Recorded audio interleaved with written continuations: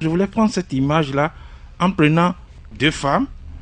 La première femme que j'appelle la femme A, la deuxième que j'appelle la femme B.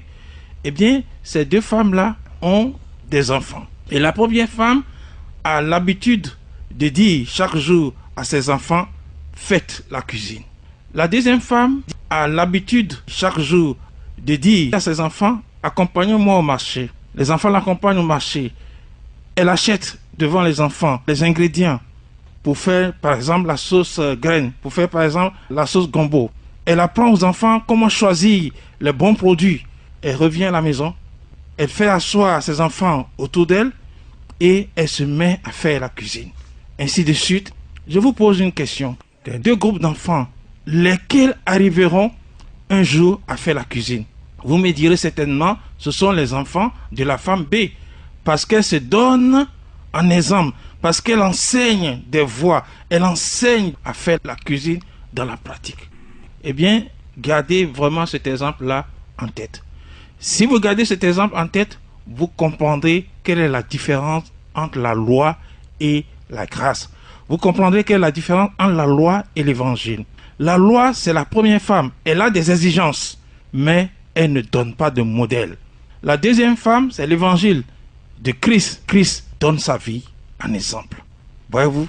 Et cette réalité qu'il y a entre la loi et la grâce, entre la loi et l'évangile, l'apôtre Paul va traduire ça d'une manière extraordinaire dans Galates chapitre 3, verset 21.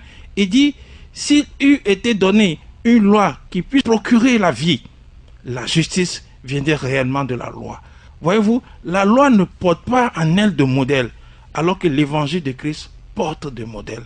Et dès l'instant où l'évangile de Christ porte des modèles de vie, dès l'instant où l'évangile de Christ nous enseigne des voies, eh bien, elle nous amène effectivement, lorsque nous suivons ces voies, à pratiquer la justice. Et lorsque nous pratiquons cette justice-là, le résultat dans notre vie, c'est la sainteté. Par exemple, Jésus nous a dit que vous êtes la lumière du monde. Une ville située sur une montagne ne peut être cachée. C'est ce qu'il nous dit.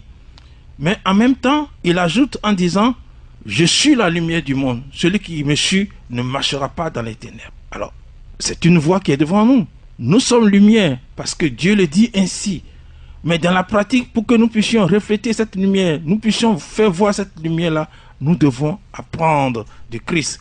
Je vous ai dit aussi que la femme B enseigne des modèles, à des modèles pratiques qu'elle reproduit devant ses enfants. Et Jésus reproduit devant nous ces modèles de vie. Il dit, suivez-moi, je suis la lumière. Donc c'est en communion avec Christ, c'est en suivant le Christ que nous qui sommes lumière, nous pouvons aussi refléter au fur et à mesure cette lumière.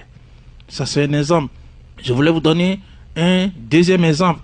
Quand vous prenez Matthieu chapitre 13, dans la parabole du semeur. La parabole du semeur nous parle beaucoup de l'écoute.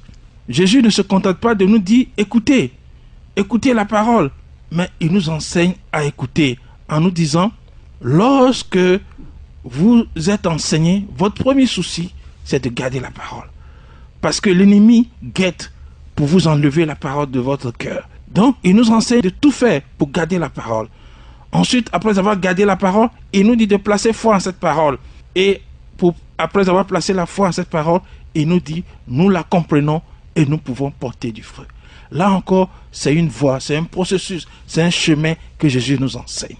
Un autre exemple encore concernant la justice, eh bien, celui qui marche dans la justice, il travaille pour vaincre dans sa vie l'iniquité. Mais vous ne pouvez pas vaincre l'iniquité en étant entièrement vous-même. Vous êtes obligé de vivre concrètement ce que l'apôtre Paul dit. J'ai été crucifié avec Christ. Si je vis, ce n'est plus moi qui vis, c'est Christ qui vit en moi. C'est-à-dire que vous ne pouvez pas vivre la justice sans renoncer constamment à vous-même, sans renoncer à votre caractère, à vos idées, etc. Voyez-vous, la prédication de l'évangile exige toujours de celui qui prêche à être le modèle de ce qu'il prêche. C'est ça la grande difficulté de l'évangile. Il faut que celui qui prêche l'évangile soit le modèle de ce qu'il prêche. C'est à ce moment-là qu'il peut édifier les gens. Donc, il est important pour ceux qui apportent ce message-là d'être vraiment des modèles. Comme la femme